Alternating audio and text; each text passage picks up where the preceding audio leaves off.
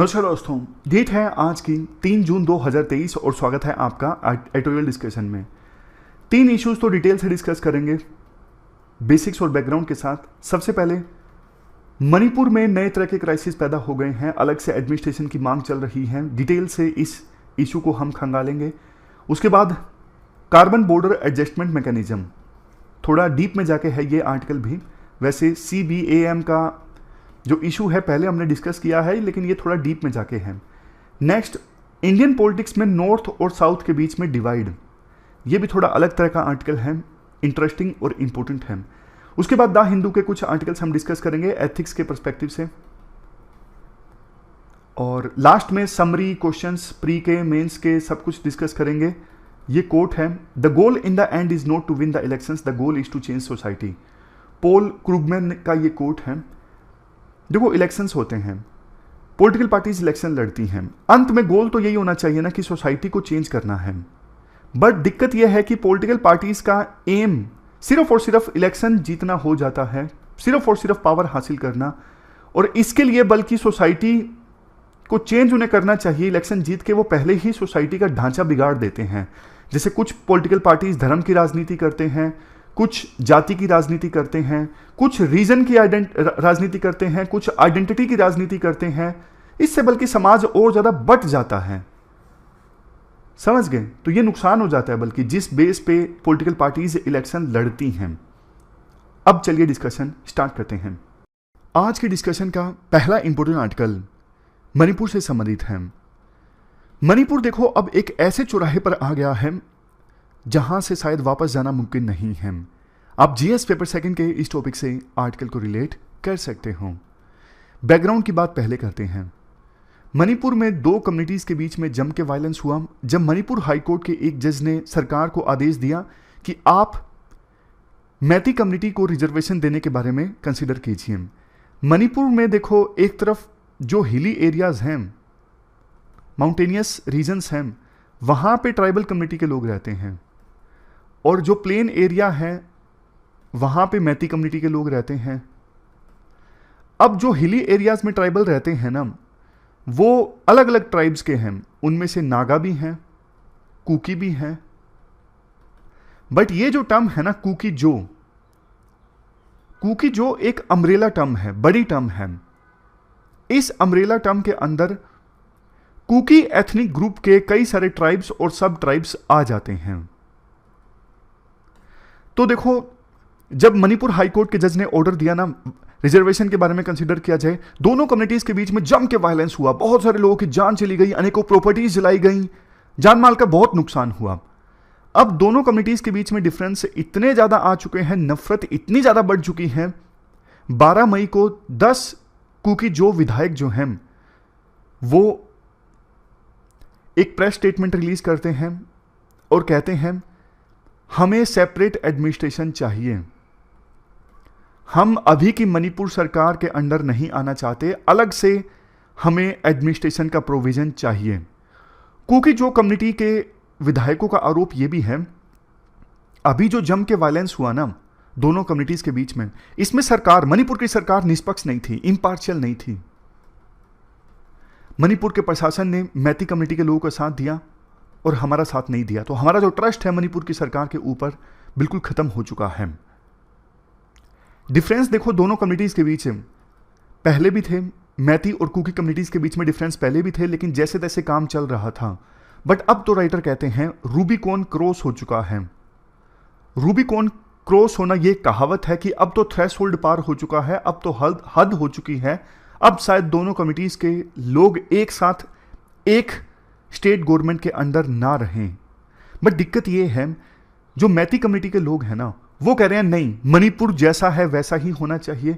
Territorial जो integrity है मणिपुर की बरकरार रहनी चाहिए, जैसा बॉर्डर अभी है वैसा ही होनी चाहिए, जैसा अभी चल रहा है वैसा ही चलते रहना चाहिए। बल्कि संविधान का आर्टिकल 371C, जिसमें ट्राइबल लोगों को स्पेशल अधिकार दिए गए हैं, मैती कम्युनिटी के लोग तो ये भी कहते हैं इस स्पेशल प्रोविजन को खत्म कर दिया जाए। मतलब ट्राइबल्स को, हिली एरियाज में रहने वाले ट्राइबल्स को जो स्पेशल अधिकार मिले हुए हैं आर्टिकल 371C में, ये नहीं मिलने चाहिए। उन्हें लैंड राइट्स मिले हुए हैं, रिजर्वेशन मिला हुआ है, वो नहीं मिलना चाहिए। अब समझ गए दोनों के बीच में क्या डिफरेंस है। एक तरफ मैती कम्युनिटी के लोग जो प्लेन एरियाज में रहते हैं, दूसरी तरफ हिली एरियाज में ट्राइबल लोग रहते हैं। मेन है कुकी जो, हालांकि दूसरी ट्राइब भी रहते हैं नागा, उनका अलग केस है, वो भी अब हम आने वाले आर्टिकल में डिस्कस करेंगे। इसके बाद आर्टिकल में कहा जाता है देखो कुकी जो ग्रुप का ये जो प्रोटेस्ट है ना कि हमें अलग एडमिनिस्ट्रेशन चाहिए, ये मांग पहले भी थी बट पहले इतनी स्ट्रोंग नहीं थी। 2000 में उस समय भी बीजेपी की सरकार थी।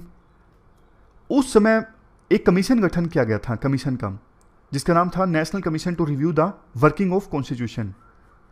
इस कमीशन ने अपनी रिपोर्ट में कहा कि मणिपुर में कुकी जो ग्रुप की जो डिमांड है ना कि हमारे लिए अलग से एक यूनियन टेरिटरी बना दी जाए या फिर टेरिटोरियल काउंसिल में हमें डाल दिया जाए या फिर 6 शेड्यूल में डाल दिया जाए, ये मांग कुकी जो ग्रुप की इतनी स्ट्रोंग नहीं थी उस समय, पॉपुलर सपोर्ट हासिल नहीं था। बट अब जिस प्रकार से वायलेंस हुआ है ना दोनों कम्युनिटीज के बीच में, अब ये मांग काफी ज्यादा पॉपुलर हो गई है कुकी जो ग्रुप के लोगों के बीच में। उन्हें लगता है कि नहीं, अब तो हम मणिपुर की प्रेजेंट सरकार के अंडर रहेंगे ही नहीं। तो अब देखो 3 पॉसिबल सॉल्यूशंस हैं, क्या किया जाए। मतलब एक तरफ कुकी जो ग्रुप की मांग कि अलग से एडमिनिस्ट्रेशन चाहिए, दूसरी तरफ मैती कम्युनिटी के लोगों की मांग नहीं, मणिपुर का बॉर्डर चेंज नहीं होना चाहिए, जैसा अभी चल रहा है चलता रहे। तो 3 पॉसिबल सॉल्यूशंस हैं। पहला, मणिपुर के हिल एरियाज में जो ट्राइब्स रहती हैं ना, उनके लिए अलग से एडमिनिस्ट्रेशन का प्रोविजन कर दिया जाए। लेकिन देखो मणिपुर के हिली एरियाज में ना सिर्फ कुकी जो कम्युनिटी के लोग रहते हैं बल्कि ट्राइब में तो फिर नागाज भी आ जाते हैं। अगर मणिपुर के हिल एरियाज के लिए अलग से एडमिनिस्ट्रेशन का प्रोविजन किया जाता है तो कुकी जो कम्युनिटी जो हिल में रहती है वो तो खुश हो जाएगी, बट हिली एरियाज में तो नागा भी रहते हैं ना। नागा शायद इस मांग का समर्थन ना करें। नागाज की एक अलग से डिमांड है नॉर्थ ईस्ट में कि जहां जहां पे नागा हैं, फॉर एग्जांपल नागालैंड में है, फॉर एग्जांपल अरुणाचल प्रदेश में है, असम में है, जहां पर भी हैं, उन सबको मिला के, उन सभी एरियाज को मिला के एक अलग से स्टेट बना दिया जाए, नागालिम, नागाज के लिए अलग से स्टेट। तो मणिपुर में हिली एरियाज के लिए अलग से एडमिनिस्ट्रेशन, इसमें नागाज को कन्विंस करना मुश्किल हो सकता है। अब बात आती है दूसरे सॉल्यूशन की।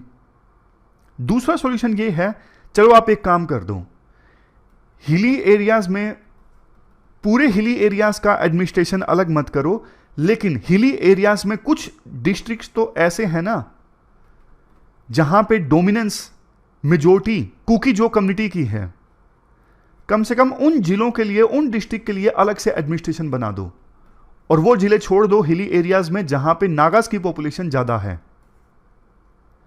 अब इसमें एक रुकावट आ सकती है। 1956 में जो स्टेट रिकॉन्स्टिट्यूशन एक्ट आया था ना, उसने एक बात बोली थी, जब आप अलग से स्टेट बनाओ ना या फिर अलग से एडमिनिस्ट्रेशन का प्रोविजन करो तो एडमिनिस्ट्रेटिव कन्वीनियंस भी देखो और इकोनॉमिक वायबिलिटी भी देखो। देखो तो सही कि अलग से आप एडमिनिस्ट्रेशन का प्रोविजन कर रहे हो, वो अपने आप से एडमिनिस्ट्रेशन चला भी पाएंगे या नहीं चला पाएंगे, उनके पास इकोनॉमिक रिसोर्सेज भी होंगे या नहीं होंगे। बट राइटर कहते हैं ये आर्ग्यूमेंट्स ना इस केस में लागू नहीं होते। क्यों लागू नहीं होते? पहली तो बात, मणिपुर हिल एरियाज डिस्ट्रिक्ट काउंसिल एक्ट 1971 के अंतर्गत जो टेरिटोरियल बाउंड्रीज बनाई गई है ना, वो एथनिक ग्रुप्स के आधार पर बनाई गई हैं, ना कि एडमिनिस्ट्रेशन के आधार पर। तो ऑलरेडी नॉर्थ ईस्ट में एडमिनिस्ट्रेटिव कन्वीनियंस नहीं देखी जाती, एथनिक कंसर्न्स भी देखे जाते हैं। दूसरी चीज इकोनॉमिक वायबिलिटी वाली बात, मान लीजिए मणिपुर के हिली एरियाज में जहां जहां पे कुकी जो कम्युनिटी की पॉपुलेशन ज्यादा है, वहां पे अलग से एडमिनिस्ट्रेशन एस्टैब्लिश किया जाता है तो वो इकोनॉमिक वायबल होंगे। राइटर कहते हैं घबराने की आवश्यकता नहीं है। जैसे इसमें आएंगे फिरजाल और चूरा चांदपुर डिस्ट्रिक्ट, यहां पे नेचुरल गैस बेल्ट है, तो नेचुरल गैस को एक्सप्लोर किया जाएगा, पैसे आएंगे, काम चल पड़ेगा इनका। दूसरा, कुछ दूसरे डिस्ट्रिक्ट्स हैं जैसे बेहयांग और मोरे, यहां से तो रास्ता निकलता है साउथ ईस्ट एशिया का, कुछ टोल वगैरह लगा के पैसे आ जाएंगे, मतलब इकोनॉमिक वाइबिलिटी हो जाएगी, उसकी चिंता मत करो। तो ये दूसरा सॉल्यूशन है। अब बात करते हैं तीसरे सॉल्यूशन की। तीसरा सॉल्यूशन ये है, स्टेटस को जैसा चला आ रहा है वैसे ही चलता रहना चाहिए, मतलब वायलेंस से पहले जो सिचुएशन थी वही रहे। लेकिन एक चीज ये है, इसमें दिक्कत ये है, मैती कम्युनिटी के लोग जो है ना, वो भी, उन्होंने भी पोजीशन काफी हार्ड कर ली है, जो प्लेन एरिया में रहते हैं। वो कहते हैं कि संविधान का आर्टिकल 371C, जिसमें हिल एरियाज के लोगों को यानी ट्राइबल लोगों को स्पेशल स्टेटस दिया गया है, वो खत्म किया जाए। ये दिक्कत है। और ये जो सॉल्यूशन है वो तो मणिपुर की पॉलिटिकल फाउंडेशन को ही हिला देगा। तो तीनों सॉल्यूशंस हमने डिस्कस किए। परफेक्ट सॉल्यूशन तो देखो कोई भी नहीं है। दोनों कम्युनिटीज ने, एक तरफ मैती कम्युनिटीज, दूसरी तरफ कुकी कम्युनिटी, दोनों कम्युनिटीज ने अपनी जो मांग है वो स्ट्रोंग कर ली है। दोनों एक पॉइंट पे आने को तैयार नहीं है। देखो इस सिचुएशन को कैसे टैकल किया जाए, हम ना अलग अलग देशों से सीख सकते हैं। जैसी सिचुएशन आज के समय में मणिपुर में है, वैसी ही बेल्जियम, कनाडा, नीदरलैंड, स्विट्जरलैंड, इन देशों में भी थी। यहां पे भी अलग अलग एथनिक ग्रुप्स के बीच में बहुत डिफरेंस थे, लेकिन जेन्युइनली रिकॉग्नाइज किया गया अलग अलग कम्युनिटीज की डिमांड्स को, और टेरिटोरियल इंटीग्रेशन इस प्रकार से किया गया कि अलग अलग कम्युनिटीज के जो कंसर्न्स हैं वो एड्रेस हों। ऐसा ही सॉल्यूशन हमको मणिपुर में भी अपनाने की आवश्यकता है। एक पॉइंट और भी है जिस पे डिबेट चल रही है। कुकी कम्युनिटी के लोग मांग कर रहे हैं ना, हमें अलग से स्टेट चाहिए या फिर अलग से एडमिनिस्ट्रेशन चाहिए। अब अलग से स्टेट बनाने की पावर किसके पास है? सेंट्रल गवर्नमेंट के पास है, संविधान के आर्टिकल 3 में। तो क्या यह डेमोक्रेटिक है कि सेंट्रल गवर्नमेंट स्टेट के लोगों से पूछे बिना अलग से स्टेट बना दे? देखो कॉन्स्टिट्यूट असेंबली में भी ना इस प्रकार की डिबेट चल रही थी। केटी शाह ने बोला यह तो बिल्कुल भी डेमोक्रेटिक नहीं है कि सेंटर स्टेट के लोगों से पूछे बिना अलग से स्टेट बना दे। बट देखो उस समय ना, एक सेकंड, उस समय ना के संथानम, इन्होंने अच्छा आंसर दिया था। इन्होंने बोला था अगर देखो स्टेट की कंसेंट को मैंडेटरी बना दिया गया तो दिक्कत हो जाएगी। क्यों? स्टेट में एक कम्युनिटी मेजोरिटी में रहेगी और वो कम्युनिटी कभी चाहेगी ही नहीं कि माइनॉरिटी कम्युनिटी के लिए अलग से स्टेट बने। तो स्टेट के ऊपर तो नहीं छोड़ा जा सकता, क्योंकि स्टेट में मेजोरिटी कम्युनिटी की सरकार रही तो वो कभी नहीं चाहेंगे कि माइनॉरिटी कम्युनिटी के लिए अलग से स्टेट का निर्माण किया जाए और माइनॉरिटी कम्युनिटी उसी स्टेट में फिर ऑपरेशन सहन करती रहेगी, हो सकता है। तो इसलिए स्टेट को पावर देना आर्टिकल 3 के अंतर्गत कि आप अलग से स्टेट बना सकते हो, वो बिल्कुल सही था। तो ये पूरा आर्टिकल हमने डिस्कस किया। चलते हैं आगे। इसके बाद next article carbon border adjusted mechanism से संबंधित है। Carbon border adjusted mechanism, terms याद रखना आंसर्स में इस्तेमाल करने के लिए। जीएस पेपर 3 के इस टॉपिक से आर्टिकल को रिलेट कर सकते हो। क्या है ये कार्बन बॉर्डर एडजस्टेड मैकेनिज्म? देखो यूरोपियन यूनियन का ये मैकेनिज्म कहता है, फॉर एग्जांपल डेवलपिंग कंट्रीज हैं, वहां से कोई माल यूरोपियन यूनियन के मेंबर कंट्रीज में आता है, जैसे स्टील, एल्यूमिनियम, और वहां पर उन्होंने स्टील मैन्युफैक्चरिंग के दौरान या फिर एल्यूमिनियम मैन्युफैक्चरिंग के दौरान जो कार्बन का एमिशन हुआ उस पर टैक्स पे नहीं किया है, तो फिर जब ये माल यूरोपियन यूनियन के मेंबर कंट्रीज में एंटर करेगा तब हम टैरिफ लगाएंगे, तब हम टैक्स लगाएंगे। ये है carbon border adjusted mechanism, adjustment mechanism, sorry, समझ गए ना। फॉर एग्जांपल यूरोपियन यूनियन है ये और ये इंडिया है। इंडिया में स्टील प्रोड्यूस हुआ, स्टील के प्रोडक्शन के दौरान कार्बन का एमिशन हुआ, उस पर उस कंपनी ने टैक्स नहीं पे किया, तो फिर वो स्टील जब यूरोपियन यूनियन में जाएगा ना एक्सपोर्ट होके, तो वहां पे यूरोपियन यूनियन उस स्टील पे टैक्स लगाएगा। अब इंडिया जैसे देशों को इसका नुकसान होगा। नुकसान क्यों होगा? इंडिया का स्टील, एल्यूमिनियम यूरोपियन यूनियन में जाता है, वो कॉम्पिटिटिव नहीं रहेगा, क्योंकि यूरोपियन यूनियन वाले टैक्स लगाएंगे तो वो महंगा होके बिकेगा। यूरोपियन यूनियन में महंगा होके बिकेगा तो कम बिकेगा। तो इंडिया का 1.8% जो टोटल एक्सपोर्ट है ना, स्टील, एल्यूमिनियम, आयरन, इनका, वो प्रभावित होगा। बट देखो इंडिया कह रहा है कि यूरोपियन यूनियन का जो ये CBAM है ना, कार्बन बॉर्डर एडजस्टमेंट मैकेनिज्म, ये प्रोटेक्शनिस्ट है, डिस्क्रिमिनेटरी है। प्रोटेक्शनिस्ट कैसे है?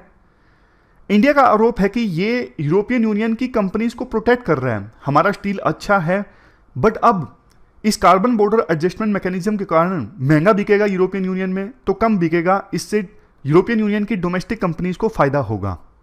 बात यह भी चल रही है इंडिया की तरफ से कि हम WTO जाएंगे, WTO के डिस्प्यूट सेटलमेंट बॉडी के पास जाएंगे।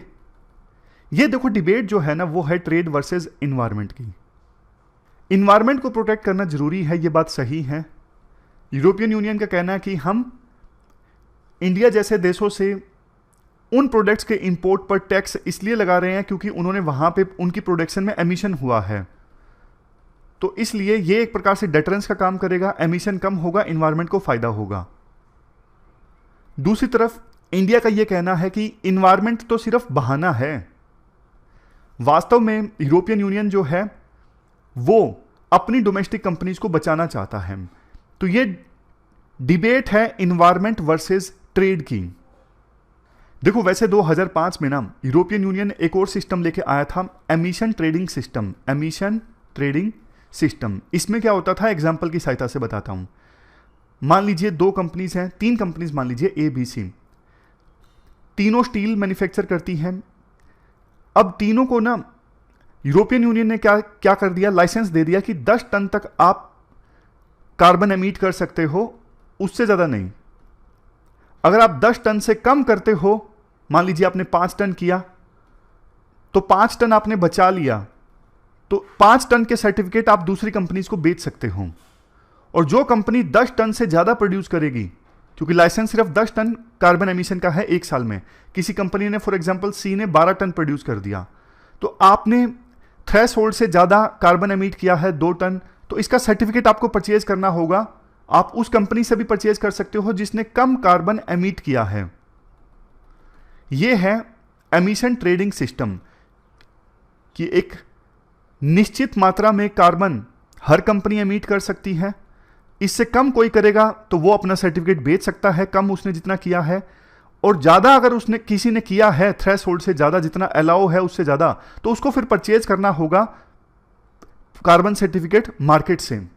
अब यूरोपियन यूनियन का कहना है ये सिस्टम तो अच्छा है, एमिशन ट्रेडिंग सिस्टम, बट दिक्कत ये है बाहर से जो माल इंपोर्ट होता है उस पर तो ये लागू नहीं होता एमिशन ट्रेडिंग सिस्टम। ये ABC तीनों कंपनीज यूरोपियन यूनियन की, मान लीजिए कोई D कंपनी है इंडिया की, उस पर तो कोई चीज लागू ही नहीं थी कि आपको इतना कार्बन एमिट करना है। उसने ज्यादा कार्बन एमिट किया तो उस पर कोई टैक्स नहीं लगा। अब उसका प्रोडक्ट यूरोपियन यूनियन में आ रहा है तो जाहिर तौर पे डिसएडवांटेज है डोमेस्टिक कंपनीज को। तो यूरोपियन यूनियन का कहना कि हम डोमेस्टिक कंपनीज को डिसएडवांटेज क्यों होने देंगे, उन पर तो एमिशन ट्रेडिंग सिस्टम लागू है, एक लेवल से ज्यादा वो कार्बन नहीं एमिट कर सकते। बाहर की कंपनीज जो हमारे यहां पे माल एक्सपोर्ट कर रही हैं उन पे तो ये एमिशन ट्रेडिंग सिस्टम लागू नहीं है, तो हमारी डोमेस्टिक कंपनीज को नुकसान हो रहा था। और अभी तक तो हम सिचुएशन को टैकल कर रहे थे, फ्री अलाउंस देके, उनको परमिट देके लोकल कंपनीज को, बट अब और नहीं। यूरोपियन यूनियन का कहना है दूसरा खतरा कार्बन लीकेज का भी था। कार्बन लीकेज मतलब हमारे देश की कोई कंपनी है, दुखी हो गई इस एमिशन ट्रेडिंग सिस्टम से, वो कहती है कि यार बाहर की कंपनीज यहां पे आके माल बेचती हैं, उन पे तो ये सिस्टम लागू नहीं होता, तो मैं अपनी फैक्ट्री को शिफ्ट कर रहा हूं उस देश में, फॉर एग्जांपल इंडिया में, जहां पे ये एमिशन ट्रेडिंग सिस्टम लागू नहीं होता। फिर तो मुझे भी यहां पे इंडिया में स्टील मैन्युफैक्चर करना सस्ता पड़ेगा। तो कार्बन लीकेज का भी खतरा था कि यूरोपियन यूनियन की फैक्ट्रीज, कंपनीज दूसरी देशों में शिफ्ट हो रही थी। तो इस वजह से यूरोपियन यूनियन ये सिस्टम लेके आया, carbon border adjustment mechanism.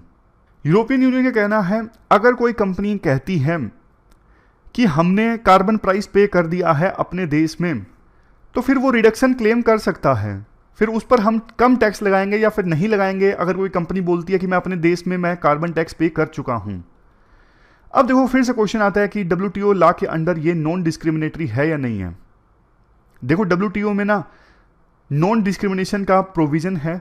WTO का प्रोविजन कहता है कि कंट्रीज को ना इक्वल ट्रीटमेंट देनी होगी, अपने देश में जो मैन्युफैक्चर हुए हैं प्रोडक्ट्स उनको भी, और बाहर से जो प्रोडक्ट्स इंपोर्ट किए गए हैं उनको भी इक्वल ट्रीटमेंट देनी होगी। बट यूरोपियन यूनियन का ये जो मैकेनिज्म है, क्या इक्वल ट्रीटमेंट दे रहा है? देखो एक लिहाज से देखें तो इक्वल ट्रीटमेंट दी जा रही है, क्योंकि एमिशन ट्रेडिंग सिस्टम ये डोमेस्टिक कंपनीज के लिए तो था, फॉरेन कंपनीज के लिए नहीं था। फॉरेन कंपनीज नहीं कार्बन टैक्स पे कर रही थी, तो इसलिए इक्वल ट्रीटमेंट अब दी जा रही है यूरोपियन यूनियन के द्वारा कार्बन बॉर्डर एडजस्टमेंट मैकेनिज्म के थ्रू टैक्स लगा के। बट देखो अनइक्वल ट्रीटमेंट ऐसे है कि बाहर की कंपनी यूरोपियन यूनियन में जब माल भेजेगी ना, तो उन्हें काफ़ी मुश्किल भरी कॉम्प्लेक्स रिपोर्टिंग करनी होगी कि इतना कार्बन एमिट हुआ है जब हमने ये प्रोडक्ट प्रोड्यूस किया, फॉर एग्जांपल स्टील या एल्यूमिनियम। और स्टील अलग अलग तरीके से बनता है। स्टील इलेक्ट्रिक आर्क फर्नेस से भी बनता है जो कि लेस कार्बन इंटेंसिव है। इसके अलावा स्टील ब्लास्ट फर्नेस से भी बनता है जहां से ज्यादा कार्बन एमिट होता है। अब कोई कंपनी बोलेगी हमने इलेक्ट्रिक आर्क फर्नेस से स्टील बनाया है, तो यूरोपियन यूनियन मानेगा नहीं।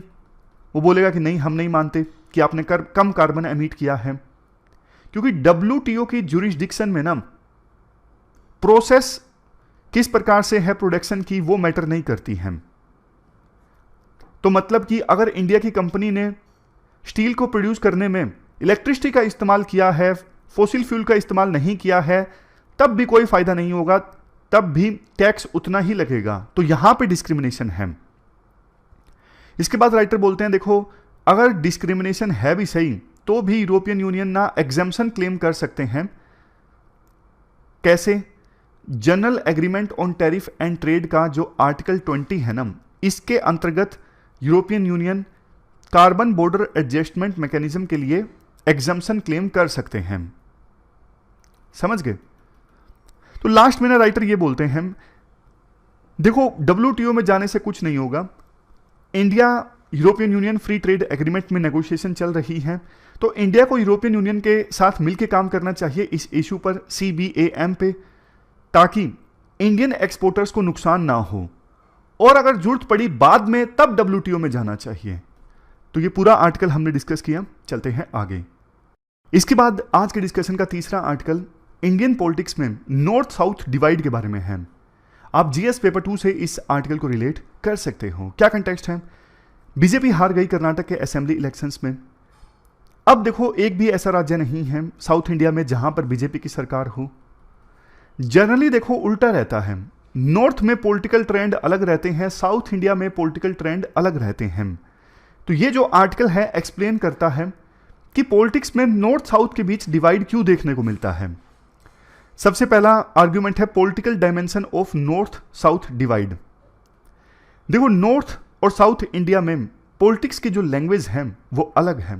अलग अलग इश्यूज पे चर्चा होती है पॉलिटिक्स में, अलग अलग इश्यूज डोमिनेट करते हैं। साउथ इंडिया में अलग इश्यूज डोमिनेट करते हैं, नॉर्थ इंडिया में अलग।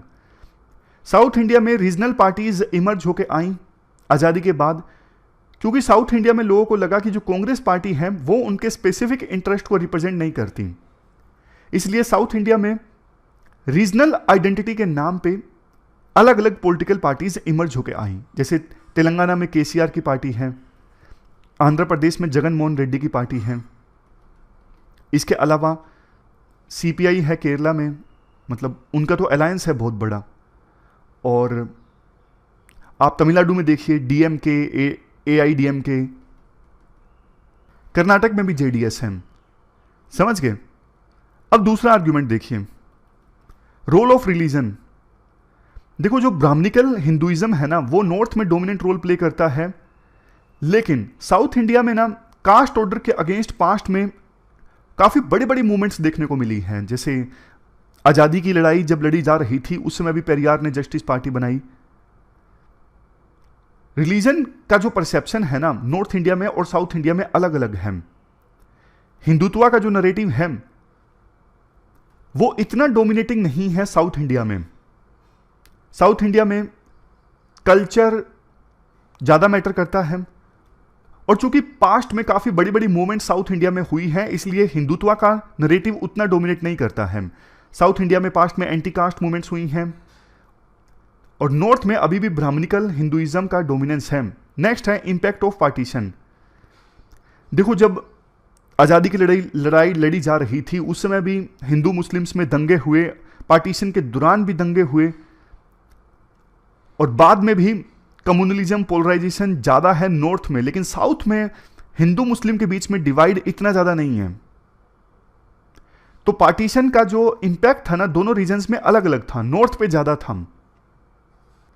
इसीलिए बाद में संविधान में प्रोविजन किए गए सेकुलरिज्म को मेंटेन करने के लिए, माइनॉरिटी राइट्स को प्रोटेक्ट करने के लिए आर्टिकल 25 से लेके आर्टिकल 28, ये जो आर्टिकल्स है ना हमारे देश में सभी लोगों को रिलीजन की फ्रीडम देता है, रिलीजियस राइट्स को प्रोटेक्ट करता है। अब नेक्स्ट है प्रोजेक्शन फॉर द फ्यूचर। आगे फ्यूचर में क्या होगा, क्या ये गैप बढ़ेगा? आर्टिकल में कहा जाता है ये गैप जो है वो नियर फ्यूचर में कम होने वाला नहीं है। एक सेकेंड, ये पॉइंट्स रह गए। हाँ, अभी वो बाद में डिस्कस करेंगे कि फ्यूचर प्रोजेक्शन क्या है। अभी ये देखिए और फैक्टर्स क्या हैं डिफरेंसेस के, historical and social differences.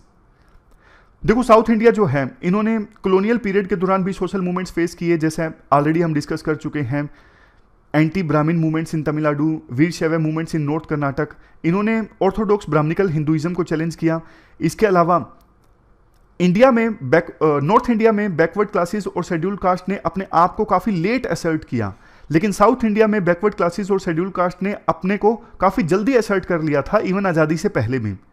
Economic growth में भी डिफरेंसेस हैं, नॉर्थ और साउथ में इकोनॉमिक डिस्पैरिटीज काफ़ी ज़्यादा है। साउथ इंडिया ज़्यादा डेवलप है।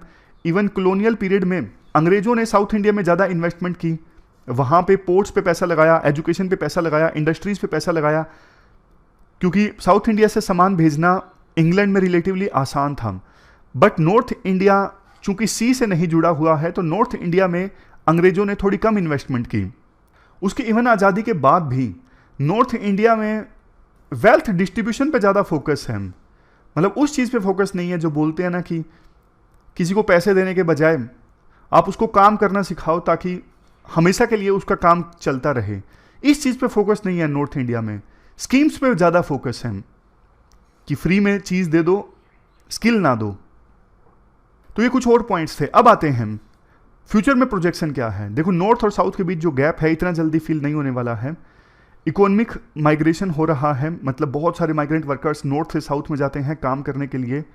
कल्चरल डिफरेंसेस जो है नॉर्थ और साउथ के बीच में इतना जल्दी मतलब गैप फिल नहीं होगा कल्चरल डिफरेंसेस में। हालांकि अब तो देखो कम्युनिकेशन इतना बढ़ गया है मोबाइल फोन्स में और आना जाना बहुत आसान हो गया है, तो देश ज़्यादा यूनाइटेड हो रहा है। बट देखो जो इकोनॉमिक डिस्पैरिटीज़ है ना वो इतना जल्दी फिल नहीं होंगी। इकोनॉमिक डिस्पैरिटीज़ बल्कि बढ़ गई हैं। आइडेंटिटी पॉलिटिक्स जो होती है, इवन पॉपुलिज्म के नाम पे जो पॉलिटिक्स होती है, जो मैंने आपको बताया फ्री में स्कीम्स चला दी, आइडेंटिटी के नाम पे वोट दे दिया, तो इन चीज़ों की वजह से ना नॉर्थ और साउथ के बीच में जो इकोनॉमिक डिस्पैरिटीज़ है ना वो और ज़्यादा बढ़ेगी। और नॉर्थ में चूंकि हिंदी का बोलबाला है, कई बार साउथ इंडिया के लोगों को ये लगता है कि सेंट्रल गवर्नमेंट हम पे हिंदी इम्पोज कर रही है, तो इस वजह से भी डिफरेंसेस हैं। तो ये सारे पॉइंट्स हमने डिस्कस किए। पॉइंट्स देखो और बहुत सारे हैं। डीलिमिटेशन कमीशन जो आगे आएगा उसको लेके कंसर्न्स हैं साउथ इंडिया के। उनका कहना है कि हमने पॉपुलेशन कम कर दी है और लेटेस्ट जो डीलिमिटेशन आएगा वो हमारी सीट्स कम ना कर दे, जो कि प्रोविजन अभी तक फ्रीज है। इसके अलावा फाइनेंस कमीशन की रिपोर्ट के इम्प्लीमेंटेशन को लेकर डिफरेंस रहता है। तो काफ़ी सारे पॉइंट्स आपको मिल गए। नॉर्थ साउथ के बारे में क्वेश्चन आता है तो आप लिख सकते हो। अब कुछ न्यूज़ देख लेते हैं एथिक्स के पर्सपेक्टिव से जो हम एग्जाम्पल्स में यूज़ कर सकते हैं। सबसे पहली न्यूज़ जो एथिक्स के पर्सपेक्टिव से इंपॉर्टेंट है वो है Chhatrapati Shivaji work continues to be relevant says PM. देखो छत्रपति शिवाजी महाराज जी ने जब गद्दी संभाली थी ना उसको 350 साल पूरे हो गए हैं। जब हम एथिक्स में लिखते हैं ना हमें किन से इंस्पायरेशन मिलती है, आप सिविल सर्वेंट हो, किन वैल्यूज़ को आप फॉलो करोगे, वहाँ पे आप हमारे महान लीडर्स, हमारे महान गुरुओं के आइडियल्स के बारे में लिख सकते हो। जैसे प्रधानमंत्री मोदी ने अपनी स्पीच में कहा कि छत्रपति शिवाजी महाराज जी ने हमेशा लोगों के वेलफेयर के लिए काम किया, उनकी ज़बरदस्त जो एडमिनिस्ट्रेटिव स्किल्स थी सबको साथ लेके चलना। तो ये सारी बातें आप फॉलो करोगे एज ए सिविल सर्वेंट, वहाँ पे छत्रपति शिवाजी महाराज जी को आप कोट कर सकते हो, इससे काफ़ी अच्छा इंप्रेशन जाता है। और एक चीज़ मैं आपको और बताना चाहता हूँ, प्रधानमंत्री मोदी ने ना जो स्पीच दी थी पार्लियामेंट के इनाग्रेशन पे, ये शायद मैंने आपको पहले भी बताया, पता नहीं बताया, वो स्पीच इंपॉर्टेंट है, उसको आप जरूर पढ़ लीजिएगा। काफ़ी अच्छी अच्छी चीज़ें उस स्पीच से मिलेगी जो आप अपने आंसर्स में इस्तेमाल कर सकते हो।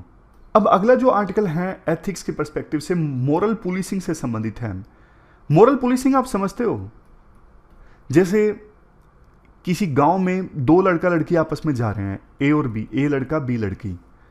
अब 10-12 लोगों का ग्रुप है, इन दोनों को पीट देते हैं। पीट क्यों देते हैं? ये 10-12 लोग आरोप लगा रहे हैं कि तुम हमारे गांव का माहौल बिगाड़ रहे हो, तुम्हारी हरकतें पब्लिक डोमेन में ठीक नहीं हैं, हमारा कल्चर जो है वो खराब हो रहा है, गांव का माहौल बिगड़ रहा है, सोसाइटी को नुकसान हो रहा है, सोशल ऑर्डर खराब हो रहा है। तो ये सारी बातें बोल के 10-12 लोगों का जो ग्रुप है लड़का लड़की को पीट देते हैं। ये क्या है? ये मोरल पुलिसिंग है। इन्होंने बहाना बनाया कि हम हमारे जो मोरल्स हैं उनकी पुलिसिंग कर रहे हैं, उनको बचा रहे हैं। अब मोरल पुलिसिंग को जस्टिफाई इन आर्गुमेंट्स पे किया जाता है, जैसे मैंने आपको बताया कि कल्चर को बचाना, सोसाइटी में जो ऑर्डर है उसको बचाना, सोशल वैल्यूज को बचाना, माहौल को खराब ना होने देना। लेकिन मोरल पुलिसिंग खराब है। खराब क्यों है? इंडिविजुअल फ्रीडम के अगेंस्ट है।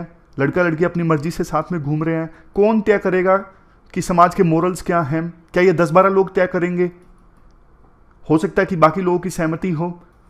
दूसरा, आर्बिट्ररी इंप्लीमेंट किया जा सकता है। ये 10-12 लोग जो हैं किसी किसी को पीट दें, किसी को छोड़ दें। किन्होंने अधिकार दिया इन लोगों को? अपनी मर्जी से किसी भी पीट देंगे ये मोरल्स को बचाने के नाम पे। और देखो, वायलेंस नहीं जस्टिफाई किया जा सकता। अगर कोई चीज़ कानून के अगेंस्ट है तो सिर्फ पुलिस उस पर एक्शन ले सकती है, ना कि और कोई अथॉरिटी। तो मोरल पुलिसिंग को आप जस्टिफाई नहीं करोगे एथिक्स में। तो एथिक्स के एग्जाम्पल सिर्फ इतने ही हैं। अब आप समरी देख लीजिए जल्दी से। कार्बन आर्टिकल की समरी हमने डिस्कस किया कि यूरोपियन यूनियन 2004-5 में लेके आई थी ETS यानी एमिशन ट्रेडिंग सिस्टम। अब उसी को एक्सटेंड किया जा रहा है दूसरे देशों की कंपनीज पर भी कार्बन बॉर्डर एडजस्टमेंट मैकेनिज्म के थ्रू। ये सारे प्रोडक्ट कवर होंगे। अगर विदेशी कंपनीज ने कार्बन एमिशन पे टैक्स पे नहीं किया है तो टैरिफ लगाया जाएगा, मतलब जब वो एक्सपोर्ट करेंगे यूरोपियन यूनियन में तब टैक्स लगाया जाएगा। रीज़न क्या है? क्योंकि यूरोपियन यूनियन को लगता है कि हमारी कंपनीज को नुकसान हो रहा है, कार्बन लीकेज हो रहा है, मतलब हमारी कंपनीज दूसरे देशों में शिफ्ट हो रही हैं क्योंकि वहाँ पे उनको कार्बन एमिशन पे टैक्स नहीं देना पड़ता। दूसरा पॉइंट, हमारी कंपनीज पिछड़ गई हैं दूसरे देशों की कंपनीज के मुकाबले में। उनके प्रोडक्ट यहाँ पे सस्ते बिकते हैं लेकिन हमारे कंपनी के प्रोडक्ट्स महंगे बिकते हैं क्योंकि उनको कार्बन टैक्स पे करना पड़ता है। अब बात आती है क्यों ये डिस्क्रिमिनेटरी है। डिस्क्रिमिनेटरी है या नहीं, इस पर डिबेट स्टार्ट हो गई है। देखो, डिस्क्रिमिनेटरी इसलिए नहीं है वैसे क्योंकि डोमेस्टिक कंपनीज को नुकसान हो रहा था, अब उनको लेवल प्लेइंग फील्ड किया जा रहा है यूरोपियन यूनियन के द्वारा। डिस्क्रिमिनेटरी इसलिए है क्योंकि दूसरी देशों की कंपनीज के प्रोडक्ट आएंगे तो उन्हें पेपर वर्क बहुत ज़्यादा करना पड़ेगा। और दूसरा, अगर मान लीजिए स्टील इलेक्ट्रिक फर्नेस से बनाया गया है और ब्लास्ट फर्नेस से नहीं बनाया गया है तो पता कैसे लगेगा यूरोपियन यूनियन को? इवन सही ढंग से भी स्टील बना है उसके साथ भी डिस्क्रिमिनेशन होगा, तो यहाँ पे डिस्क्रिमिनेटरी है। तो बाद में सॉल्यूशंस दिए जाते हैं, डायलॉग और नेगोशिएशंस करो यूरोपियन यूनियन के साथ फ्री ट्रेड एग्रीमेंट में, और CBAM का कार्बन बॉर्डर एडजस्टमेंट मैकेनिज्म का फ्रेमवर्क चेंज करो। कुछ देशों को एग्जाम्पशंस दी जा सकती है, फॉर एग्जांपल इंडिया को। India European union free trade agreement में अच्छे से इंडिया नेगोशिएशंस करे। तो ये सारे एग्जाम्पल्स हैं, ये सारे सॉल्यूशंस हैं। ये क्वेश्चन है जो आपको अटेम्प्ट करना है। Discuss the interplay between trade and environment considerations in relation to CBAM, मतलब ट्रेड और एनवायरमेंट के बीच में जो बैलेंस इस्टेब्लिश करने की कोशिश है विद रिस्पेक्ट टू CBAM, उसे आप डिस्कस कीजिए। इसके अलावा ट्रेड रिलेटेड चैलेंजेस जो इंडिया फेस करेगा CBAM के कारण, उसे भी आप एनालाइज कीजिए और बताइए क्या पोटेंशियल स्ट्रेटजीज इंडिया अपना सकता है उन चैलेंजेस को एड्रेस करने के लिए। 250 वर्ड्स में आपको इस क्वेश्चन का आंसर देना है। ये प्री का क्वेश्चन है जो आपको अटेम्प्ट करना है। 3 स्टेटमेंट्स हैं, बताना है इनमें से कितनी स्टेटमेंट्स सही हैं। तो इसको स्लाइड को रोक के पोज करके आप इस क्वेश्चन को अटेम्प्ट कीजिए। अब ये मणिपुर वाले आर्टिकल की समरी है। बैकग्राउंड में क्या हुआ? वायलेंस हुआ 2 कम्युनिटीज के बीच में। अब कुकी जो कमेटी के जो विधायक हैं वो अलग से एडमिनिस्ट्रेशन की मांग कर रहे हैं। क्यों उनकी मांग है? क्योंकि वायलेंस काफ़ी ज़्यादा हुआ है, डिवीज़न हो चुके हैं दोनों कम्युनिटीज़ के बीच में। पॉपुलर सपोर्ट हासिल है क्योंकि जो कम्युनिटी के लोगों की तभी ये डिमांड बढ़ रही है कि सेपरेट एडमिनिस्ट्रेशन होना चाहिए। इकोनॉमिक वायबिलिटी मैनेज हो जाएगी, स्ट्रेटेजिक इंपॉर्टेंस भी है। अपोजिशन है मैती कम्युनिटी का, वो कहते हैं टेरिटोरियल इंटीग्रिटी बरकरार रहनी चाहिए और जो एग्जिस्टिंग सब स्टेट कॉन्स्टिट्यूशनल अरेंजमेंट्स हैं उनको प्रिजर्व किया जाए। बल्कि मैती कम्युनिटी तो डिमांड कर रही है आर्टिकल 371C में जो स्पेशल प्रोविजंस हैं ट्राइबल्स के लिए उसे हटा दिया जाए। 3 सॉल्यूशंस हैं। पहला, सेपरेट एडमिनिस्ट्रेशन कुकीजो और नागाज के लिए जो हिल एरियाज में रहते हैं, लेकिन इसका कौन ये है नुकसान ये है, नागा नहीं मानेंगे। नेक्स्ट, सेपरेट एडमिनिस्ट्रेशन सिर्फ कुकीजो कम्युनिटीज़ के लिए, जहाँ पे कुकीजो डोमिनेंस में है वहाँ पे सेपरेट एडमिनिस्ट्रेशन हिल्स में। प्रो इसका ये है कि आप आग को शांत कर रहे हो, अलग से एडमिनिस्ट्रेशन कर रहे हो तो शांति हो जाएगी। कौन ये है, मिक्स्ड पॉपुलेशन है काफ़ी सारे डिस्ट्रिक्ट्स में, कैसे मैनेज करेंगे, मुश्किल हो जाएगी। सबसे लास्ट में, वायलेंस से पहले जो सिचुएशन थी उसी को बरकरार रखा जाए। इसका फ़ायदा ये है यूनिटी इंटीग्रिटी बरकरार रहेगी, लेकिन नुकसान ये है कि कुकीजो कम्युनिटी के जो ग्रीवेंस हैं वो तो ज्यों के तो बरकरार रहेंगे। वे फॉरवर्ड में डायलॉग और नेगोशिएशन होना चाहिए, कॉन्स्टिट्यूशन में रिफॉर्म्स आने चाहिए, दोनों ग्रुप्स की मांग को एड्रेस करने के लिए इंक्लूसिविटी हो, सरकार सबको साथ लेके चले, डेवलपमेंट आए तो सबको ध्यान में रखते हुए आए, एक्सटर्नल मीडिएशन करवा दिया जाए दोनों कम्युनिटीज़ के बीच में।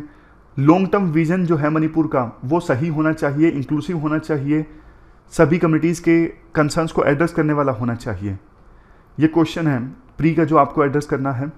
2 स्टेटमेंट्स हैं, ये असर्टिव रीजनिंग का क्वेश्चन है जैसा यूपीएससी पूछती है। 2 स्टेटमेंट्स हैं, आपको बताना है इनमें से क्या दोनों स्टेटमेंट सही है या नहीं है। अगर सही है नहीं है तो कौन सी गलत है कौन सी सही है, और दोनों स्टेटमेंट सही भी है तो ये भी बताइए क्या स्टेटमेंट सेकंड जो है वो स्टेटमेंट 1 का एक्सप्लेनेशन है या नहीं है।